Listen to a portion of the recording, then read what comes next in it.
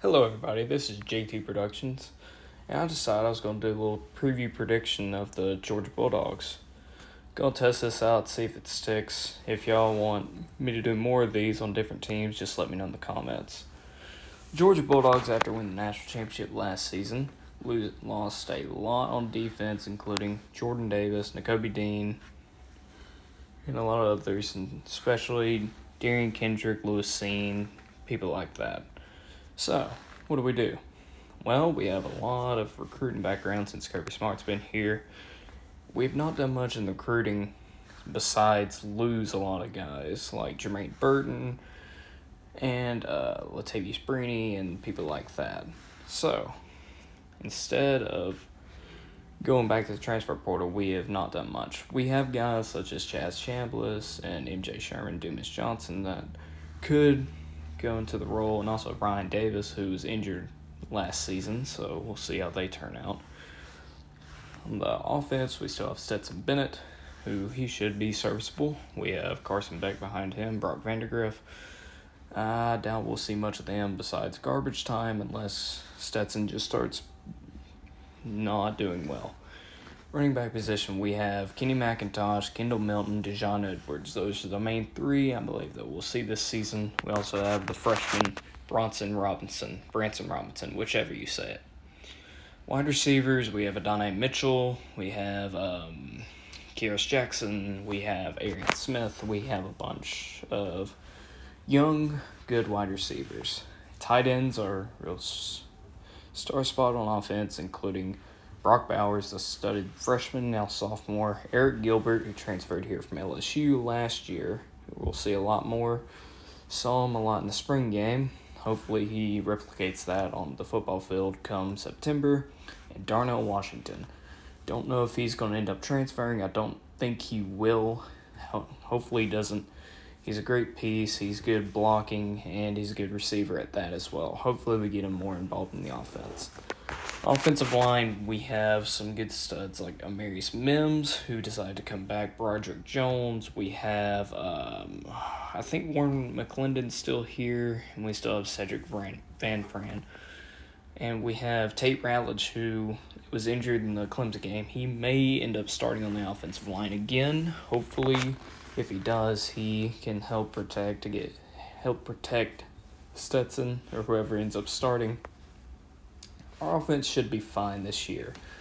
Defensively, our D-line is probably our strongest part with Jalen Carter. We have, what is his name? We have some other pieces on the defensive line. Can't really think of it right now. I already mentioned a lot of the young guys in the linebacking core. In the secondary, we have Keely Ringo, William Poole, and Tyke Smith, who's come back from injury. Safeties, you have Chris Smith and Dan Jackson, most likely. Kicking, Podlesny, if he can fix the kicking from the hashes problem, will be fine. And we'll have a new punter. Not sure who that'll be. Anyways, let's get to the schedule.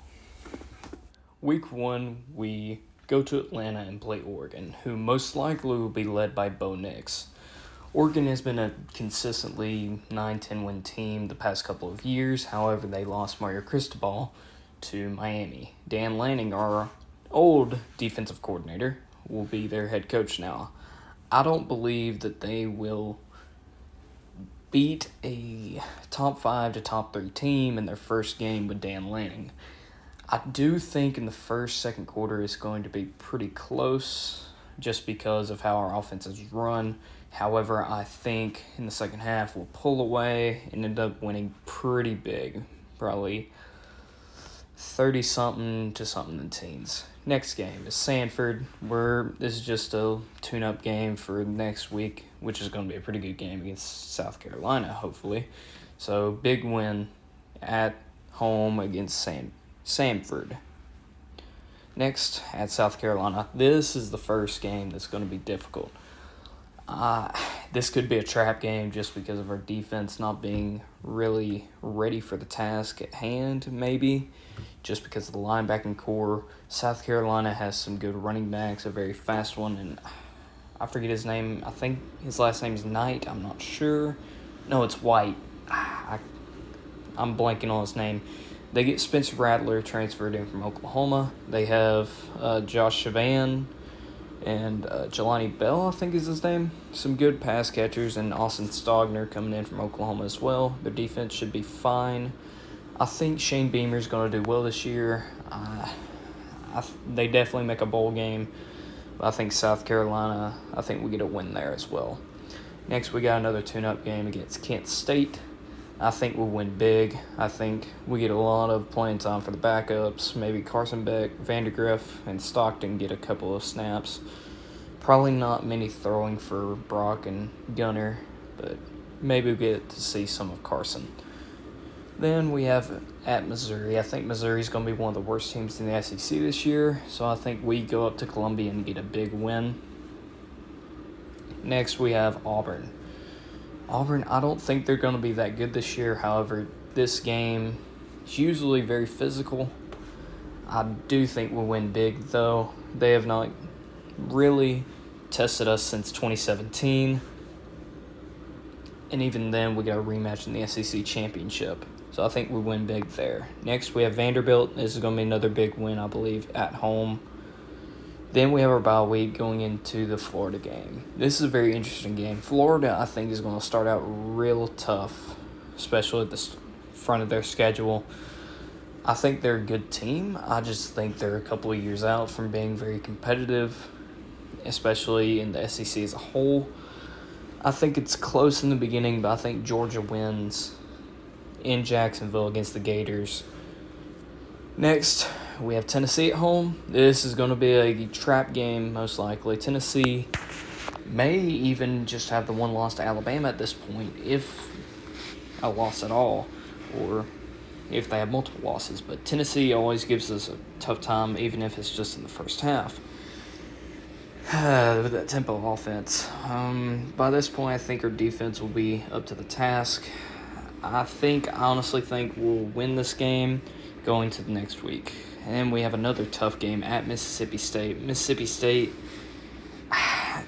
if we were going to lose a game this year, it's going to be in either Tennessee, Mississippi State, or Kentucky. Mississippi State going to Starkville is not easy, especially with the cowbells and everything.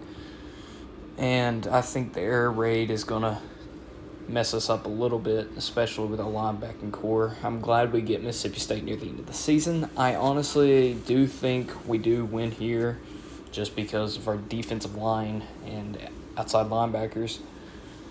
And it's going to be high scoring, I think. I think both teams will be in the 30s. The scores will be in the 30s. But I think we will do enough to win. Next, we have Kentucky in Lexington. This game could end up being a primetime game with College Game Day there.